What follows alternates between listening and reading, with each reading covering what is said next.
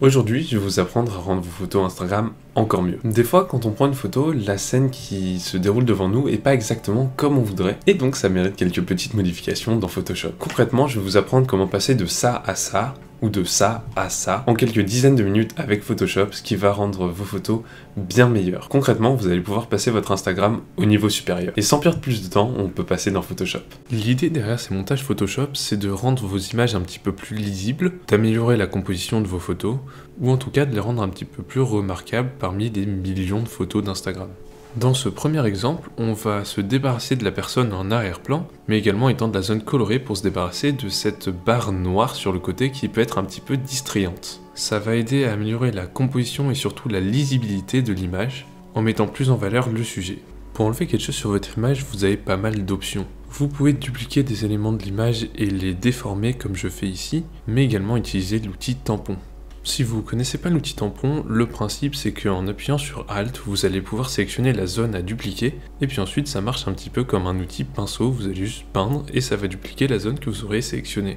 Ces deux techniques-là, c'est des techniques manuelles, et vous pouvez vraiment les utiliser quand vous avez besoin d'être précis, même si ça va vous prendre pas mal de temps. Mais il y a aussi une solution avec de l'intelligence artificielle qui est directement inclue dans Photoshop, et je vais y revenir un petit peu plus tard. Dans cet exemple, après m'être débarrassé de la personne, ce que je vais vouloir faire, c'est me débarrasser de cette barre noire sur le côté. Et donc la même technique, je duplique un petit bout d'image et j'utilise l'outil tampon pour combler le reste. Je vais aussi venir dupliquer un petit bout de ballon pour le mettre de l'autre côté, que l'arrière-plan ait l'air de continuer naturellement.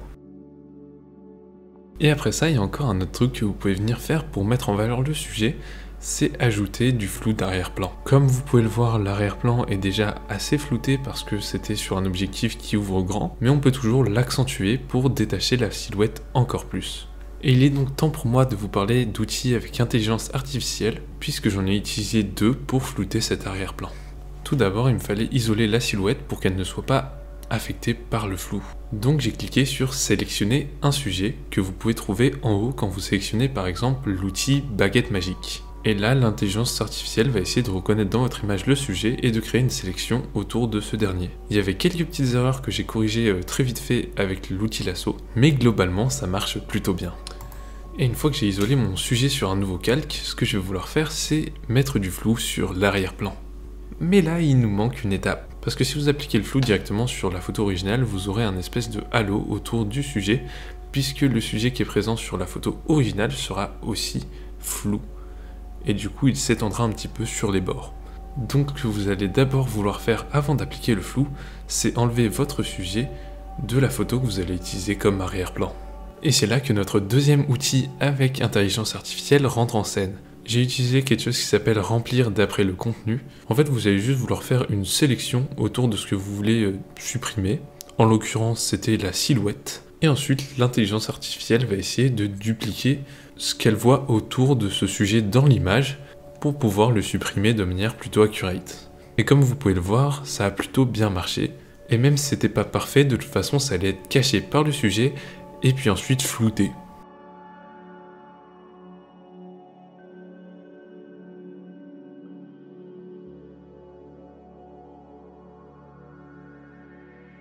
Dans ce deuxième exemple aussi, on a une personne en arrière-plan à retirer. Et cette fois j'ai essayé directement l'outil remplacer le contenu, mais comme vous pouvez le voir, ça n'a pas marché du tonnerre. Du coup, comme la dernière fois, la solution c'est l'outil tampon. C'est quelque chose qui peut être assez fastidieux et qui peut prendre pas mal de temps, mais le résultat sera souvent meilleur que celui du remplacer le contenu.